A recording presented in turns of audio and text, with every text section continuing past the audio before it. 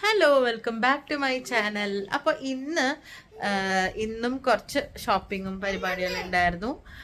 പാച്ചുവിനെ ക്ലാസ്സിന് കൊണ്ടുപോകേണ്ട കാര്യങ്ങളൊക്കെ ഉണ്ടായിരുന്നു. അപ്പം ഞാൻ വിചാരിച്ചു ഡെയിലി ഷോപ്പിംഗ് വീഡിയോ ഒക്കെ ആയിട്ട് നിങ്ങൾക്ക് ബോറടിക്കില്ല.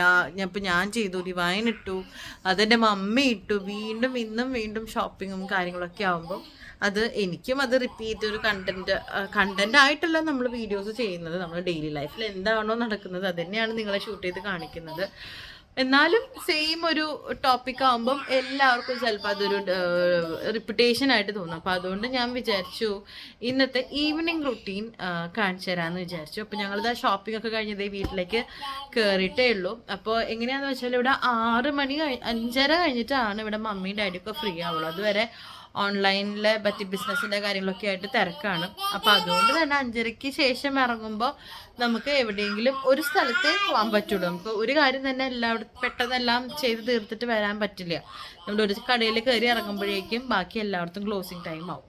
അപ്പോൾ അതുകൊണ്ട് ഡെയിലി 5:30 ശേഷം പുറത്ത് പോയിട്ട് വരികയാണ്. ഒരു കണക്കിന് നല്ലതാണ്, പക്ഷെ ഒരു കണക്കിന് ഒരു ദിവസം ഫുൾ ഡേ പോയി വരേണ്ട കാര്യങ്ങളാണ് എല്ലാ ദിവസവും പോയി വന്ന് ചെയ്തുകൊണ്ടിരിക്കുന്നത്. എല്ലാവരുടെ കാര്യങ്ങളും നടക്കണ്ടേ എന്ന് വെച്ചിട്ട് തൽക്കാലം ഇപ്പം ഇങ്ങനെയാണ്. ഇന്നല്ല, ഈ ഒരു വരവിൽ അങ്ങനെയാണ് കാര്യങ്ങളൊക്കെ ചെയ്തത് കേട്ടോ.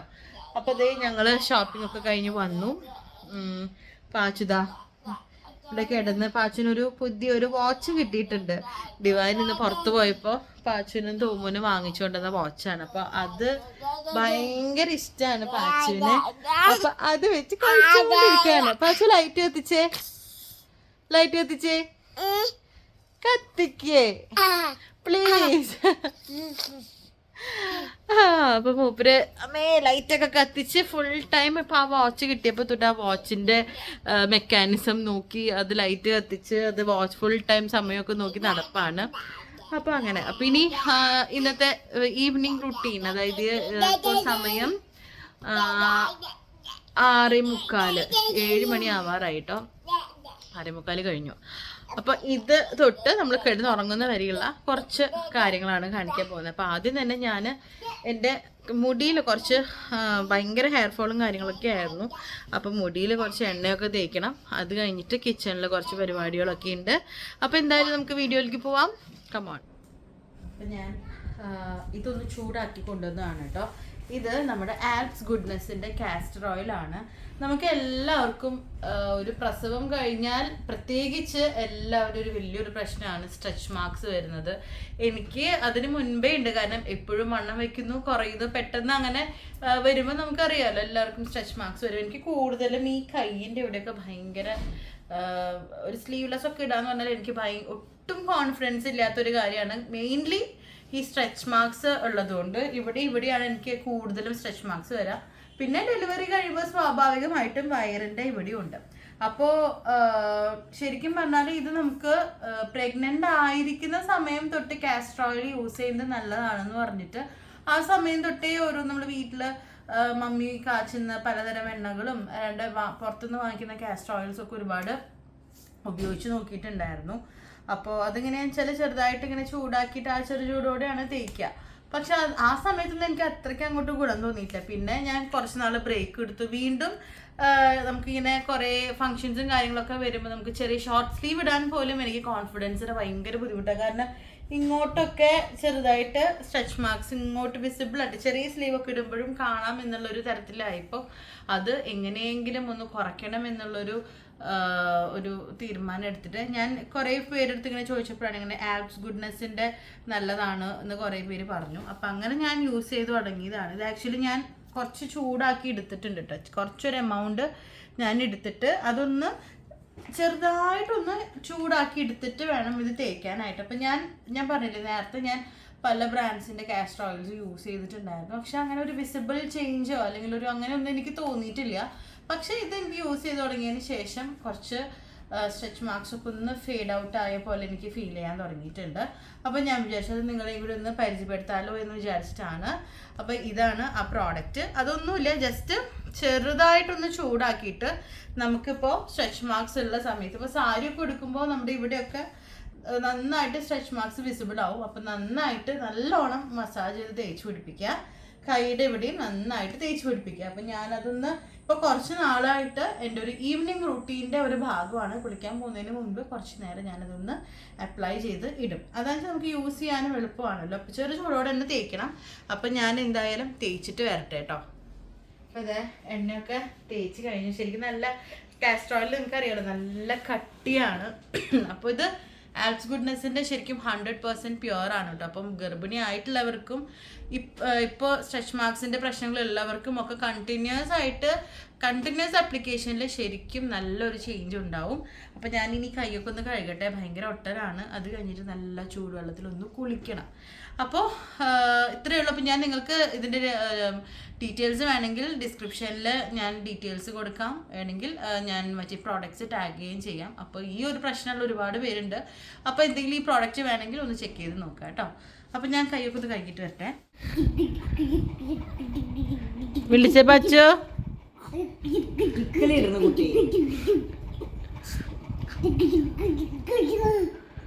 വാവേ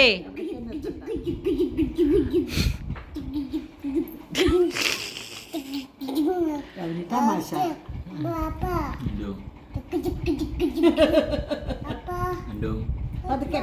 പതിവ് പോലെ അപ്പാപ്പനും മക്കളും ഒരുമിച്ച് കളിച്ചുകൊണ്ടിരിക്കുകയാണ് കേട്ടോ. തോമു ഒന്ന് വേഗം ഉറങ്ങി. അപ്പം അതുകൊണ്ട് അവൻ മുകളിൽ കിടന്ന് ഉറങ്ങുകയാണ്. ഇവർ രണ്ടുപേരും ഇതാ ഒരാൾ അപ്പാപ്പൻ്റെ കഴുത്തിൽ പിടിച്ച് കിടന്നുകൊണ്ടിരിക്കുകയാണ്. ഒരാൾ ഇതാ ചാക്കോച്ചനിപ്പോൾ അപ്പാപ്പനെ വീണ്ടു. അപ്പാപ്പൻ്റെ അടുത്ത് കളിയും ചിരിയും കാര്യങ്ങളൊക്കെ ആയിട്ട് ഇരിക്കുകയാണ്. കുറച്ച് കഴിഞ്ഞപ്പോൾ മുറ്റത്തേക്ക് ഇറങ്ങി ഓടിക്കളിയായിരുന്നു കേട്ടോ. പാച്ചു ഹൈഡ് ആൻഡ് സീക്കും പിന്നെ അമ്മാമ്മയുടെ കൂടെ നനയ്ക്കാൻ പോലൊക്കെ ആയിട്ട് ഭയങ്കര കളിയായിരുന്നു. അത് കഴിഞ്ഞ് ഇന്ന് മമ്മിയാണ് ഡിന്നറൊക്കെ പ്രിപ്പയർ ചെയ്തത്. ഇന്ന് കൂന്തൽ റോസ്റ്റ് ഉണ്ടായിരുന്നു. പിന്നെ ഞാൻ അയലക്കറി വെച്ചിട്ടുണ്ടായിരുന്നു ഉച്ചയ്ക്ക്. അതൊക്കെ മമ്മി കിച്ചണിൽ ചെയ്യുന്ന സമയം കൊണ്ട് ഞാനും ഡിവൈനും കൂടി, ഡിവൈൻ്റെ തലയിൽ കുറച്ച് ഡാൻഡ്രഫ് കയറി. അപ്പോൾ അതും പിന്നെ എണ്ണ ഇട്ട് കൊടുക്കാനൊക്കെ ആയിട്ട് ഞങ്ങൾ രണ്ടുപേരും റൂമിലേക്ക് മാറിയിരുന്നു. അപ്പോൾ അപ്പാപ്പൻ്റെ കൂടെയായിരുന്നു പിള്ളേർ സെറ്റൊക്കെ. മമ്മി കിച്ചണിൽ, ഡോൺ ചേട്ടൻ്റെ കയ്യിൽ ചാക്കോച്ചനായിരുന്നു. തോമു പിന്നെ മുകളിൽ കിടന്ന് ഉറങ്ങാണല്ലോ. അപ്പോൾ ദാ ചാക്കോച്ചനെ പാല് കൊടുക്കൽ, അവന് ഡയപ്പർ മാറ്റാൻ പറയില്ല, അവൻ കരയുമ്പോൾ സാരമില്ല എന്നുണ്ട് വർത്താനം പറയില്ല ഒക്കെ ഇപ്പോൾ പാച്ചുവിന് ഭയങ്കര ഇഷ്ടമാണ് കേട്ടോ. പാച്ചുവിനിപ്പോൾ ബേബി എന്ന് പറഞ്ഞാൽ അവന് ചാക്കോച്ചനെ മുകളിലേക്ക് കൊണ്ടുപോയി അപ്പം അന്വേഷിച്ച് തുടങ്ങും. കൊണ്ടുവരുന്നവരെ അവനെ ചോദിച്ചുകൊണ്ടിരിക്കും. അങ്ങനെ അപ്പോൾ ഞാൻ ചാക്കോച്ചനെ കളിപ്പിച്ചുകൊണ്ടിരിക്കുമ്പോൾ അപ്പോൾ ചെറിയൊരു കുശുമ്പ് വന്നു. കുശുമ്പ് എന്ന് പറഞ്ഞാൽ വേറെ കുഴപ്പമൊന്നുമില്ല, അവനെ ചാക്കോച്ചനെ കളിപ്പിക്കുന്നത് കൊണ്ട് കുഴപ്പമില്ല. പക്ഷെ പാച്ചുവിനും കൂടെ എൻ്റെ കൂടെ കളിക്കണം. ആരാണോ ചാക്കോച്ചനെ നോക്കുന്നത് അവരുടെ കൂടെ അവനും വന്ന് കളിക്കണം. കൊച്ചിനെ നോക്കണം, കൊച്ചിനെ ടേക്ക് കെയർ ചെയ്യണം. കൊച്ചിനെ നമ്മുടെ കണ്ണ് തെറ്റിയാൽ ഇടുക്കാനും ശ്രമിക്കുന്നുണ്ട്. അപ്പോൾ അത് കുറച്ച് അപകടം പിടിച്ച കാര്യമാണ്. അപ്പോൾ അതുകൊണ്ട് എപ്പോഴും ഒരാൾ ചാക്കോച്ചൻ്റെ അടുത്ത് കാവലാണ് കേട്ടോ. അങ്ങനെ അപ്പോൾ ഞങ്ങൾ ആ സമയത്ത് ഞാനും ഡിവൈനൊക്കെ ഈ നേരത്തെ പറഞ്ഞില്ലേ ഓയിലിങ് കാര്യങ്ങളൊക്കെ ആയിരുന്നു. മമ്മി കിച്ചണിൽ ബിസി ആയിരുന്നു. ഞാൻ ഇടയ്ക്ക് ഇവരെന്താണ് ചെയ്യണതെന്ന് അറിയാൻ വേണ്ടിയിട്ട് എത്തിച്ചു നോക്കുമ്പോൾ വരുന്ന കാഴ്ചകളാണ് ഇതൊക്കെ. അങ്ങനെ ഡിവൈൻ കുളിക്കാനൊക്കെ പോയി.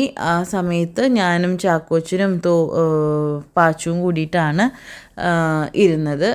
അങ്ങനെ പാച്ചു മാക്സിമം അവൻ്റെ സ്നേഹം കുറച്ചിങ്ങനെ ഭയങ്കരമായിട്ട് എക്സ്പ്രസ് ചെയ്യുന്നൊരു ടൈപ്പാണ്. അപ്പോൾ ഉമ്മ വയ്ക്കലൊക്കെ തുടങ്ങിക്കഴിഞ്ഞാൽ പിന്നെ നിർത്താൻ ഭയങ്കര ബുദ്ധിമുട്ടാണ്. അപ്പോൾ ആ കാര്യങ്ങളൊക്കെ ഇങ്ങനെ ചെയ്തുകൊണ്ടിരിക്കുകയാണ്. തലയിൽ കയറിയിരിക്കുക, തലമുടി പിടിച്ച് വലിക്കുക, ഇങ്ങനെയൊക്കെയാണ് അവൻ സ്നേഹം പ്രകടിപ്പിക്കുന്നത് കേട്ടോ. കുട്ടികളെ ഒന്നും ചെയ്യില്ല, എന്നെയും ഡാഡീനെയും മാത്രമാണ് അങ്ങനെയുള്ളൊരു രീതിയിൽ സ്നേഹിക്കുള്ളൂ. ബാക്കി എല്ലാവരുടെ അടുത്തും കിസ് ചെയ്യുക, ബാക്കിയൊക്കെ സോഫ്റ്റാണ്. ഞങ്ങളുടെ അടുത്ത് മാത്രം കുറച്ച് വയലൻ്റ് ആയിട്ടാണ് സ്നേഹം പ്രകടിപ്പിക്കുക. അപ്പോൾ ആ സമയം കൊണ്ട് പാച്ചു തന്നെ TV ഓൺ ചെയ്യുന്നു, ഓഫ് ചെയ്യുന്നു, യൂട്യൂബ് എടുത്ത് നോക്കുന്നു, അങ്ങനത്തെ മെക്കാനിക്കൽ കാര്യങ്ങളൊക്കെ അവൻ ചെയ്തുകൊണ്ടിരിക്കുകയാണ്. അപ്പം ഞാൻ ആ സമയത്ത് കുറച്ച് നേരം ചാക്കോച്ചനെ എടുത്ത് പാട്ടൊക്കെ പാടി ചിരിപ്പിച്ചുകൊണ്ടിരിക്കുകയാണ്. ഞാൻ പൊതുവേ എനിക്ക് തോന്നുന്നു ചാക്കോച്ചനെ കമ്പാരിറ്റീവ്ലി കുറവാണ് എടുത്തിട്ടുള്ളത് കേട്ടോ. കാരണം ഞാൻ എടുക്കുമ്പോൾ അപ്പം പാച്ചു എടുക്കാൻ പറഞ്ഞിട്ട് കരഞ്ഞിട്ട് വരും. അപ്പോൾ പിന്നെ അത് പാച്ചുവും എൻ്റെ മേത്ത് കയറുമ്പോൾ ചാക്കോച്ചനും അതൊരു ബുദ്ധിമുട്ടാവരുതല്ലോ എന്ന് വെച്ചിട്ട് ഞാൻ മാക്സിമം അവനെ പാച്ചുവിൻ്റെ പ്രസൻസിൽ അധികം എടുക്കാറില്ല. അപ്പോൾ അങ്ങനെ ഇപ്പോൾ എങ്ങനെയാണെന്ന് വെച്ചാൽ പാച്ചു എല്ലാ കാര്യങ്ങളും പറയുന്നത് ഓരോന്ന് ചെയ്തു തുടങ്ങി. അപ്പോൾ അവനെക്കൊണ്ട് പ്ലേറ്റ് എടുത്ത് വെപ്പിക്കുക, അവനെക്കൊണ്ട് പറ്റുന്ന കുഞ്ഞു കുഞ്ഞു കാര്യങ്ങളൊക്കെ ഞാൻ ചെയ്യിപ്പിക്കാൻ ശ്രമിക്കാറുണ്ട്. പതുക്കെ പതുക്കെ നമ്മുടെ പാച്ചു ഓരോന്നും ഇങ്ങനെ സംസാരിച്ച് തുടങ്ങിയിട്ടുണ്ട്. ഒരുപാട് അങ്ങോട്ട് ഫ്ലുവൻ്റ് ആയിട്ടില്ലെങ്കിലും ചെറുതായിട്ട് അവനിങ്ങനെ സെൻറ്റൻസൊക്കെ ഫ്രെയിം ചെയ്യാനും നമ്മൾ പറയുന്നതൊക്കെ ഏറ്റു പറയാനൊക്കെ തുടങ്ങിയിട്ടുണ്ട്.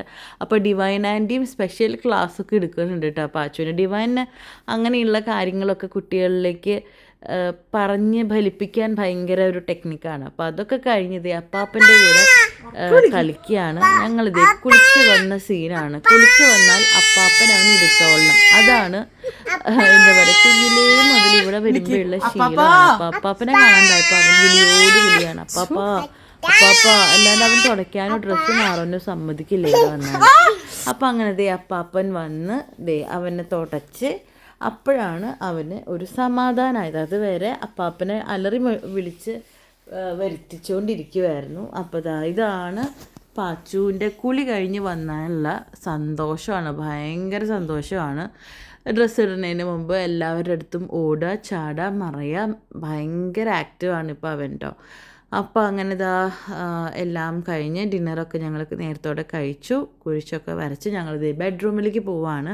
ഇവിടെ വരുമ്പോൾ പതിവാണ് കുറച്ച് നേരം അപ്പാപ്പൻ്റെ റൂമിൽ അപ്പാപ്പൻ്റെ കൂടെ കളിച്ച് കുറച്ച് നേരം അപ്പാപ്പനെ കെട്ടിപ്പിടിച്ച് കിടന്ന് അപ്പാപ്പൻ്റെ അലമാരിയിൽ സ്വീറ്റ്സും മിഠായിയൊക്കെ കഴിച്ചിട്ടാണ് മൂപ്പര് പതുക്കെ എൻ്റെ അടുത്തേക്ക് വരിക. അപ്പോൾ എൻ്റെ അടുത്ത് റൂമിലേക്ക് വരാൻ ആദ്യം എല്ലാ ദിവസവും കുറച്ച് മടി കാണിക്കും. അപ്പോൾ അങ്ങനെ ഞാൻ ബായ് പറഞ്ഞു പോയി റൂം അടയ്ക്കുമ്പോൾ പതുക്കെ അമ്മ എന്ന് പറഞ്ഞിട്ട് വന്ന് അങ്ങനെയാണ് ഞാൻ ഓർക്കുന്നത്. അപ്പോൾ എന്നെ അന്വേഷിച്ച് വരുന്ന വരവാണ് കേട്ടോ. ഞാൻ ഡാറ്റയൊക്കെ പറഞ്ഞു പോയി. അപ്പോൾ പതുക്കെ എന്നെ അന്വേഷിച്ച് വന്ന് പിന്നെ അങ്ങനെ ഞങ്ങളൊന്നിച്ച് കിടന്ന് ഉറങ്ങും. അങ്ങനെയാണ് ഇപ്പോഴത്തെ പതിവ്. മുമ്പ് പാച്ചു അപ്പാപ്പൻ്റെ അമ്മാമ്മയുടെയും കൂടിയാണ് ഉറങ്ങിയിരുന്നത്. ഇപ്പം ഞാൻ എനിക്കും മിസ് ചെയ്ത് തുടങ്ങി. അവൻ കൂടെ ഇല്ലാണ്ടാവുമ്പോൾ എനിക്ക് എന്തോ ഒരു ബുദ്ധിമുട്ടാണ്. അപ്പോൾ ഇവിടെ തന്നെയാണ് പാച്ചു കുറച്ച് ദിവസമായിട്ട് കിടന്നുറങ്ങണേ. അപ്പോൾ അങ്ങനെ ബെഡിലേക്ക് കയറി കളിയാണ്. അപ്പോൾ കളിക്കാനുള്ള സമയമൊന്നും ഇനി ഞാൻ കൊടുക്കുന്നില്ല. ഞാൻ വേഗം ലൈറ്റ് ഓഫ് ചെയ്യും. അപ്പോൾ പാച്ചുവിൻ്റെ കുഞ്ഞു വർത്താനൊക്കെ നിങ്ങൾക്ക് കേൾക്കണ്ടേ? തോമു പറയേ, ഇങ്ങോട്ട് നോക്കിയിട്ട് പറയടാ. തോമോ തോമോ ഡാഡി ഡാഡിയേ ഓച്ചു ഓച്ചോ ഡോൺ ഡോൺ ഡോൺ പറഞ്ഞേ വിളിച്ച ഡോൺ.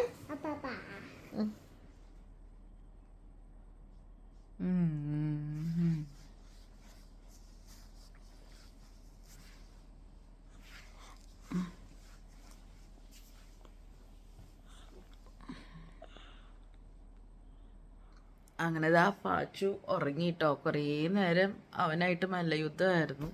വീഡിയോ ഒന്നും എടുക്കാൻ പറ്റിയില്ല. അപ്പം ഞാനും അറിയാണ്ട് ഉറങ്ങിപ്പോയി. അത് കഴിഞ്ഞിട്ട് സുഖമായിട്ട് പാച്ചുകുട്ടൻ്റെ ഉറങ്ങാണ്.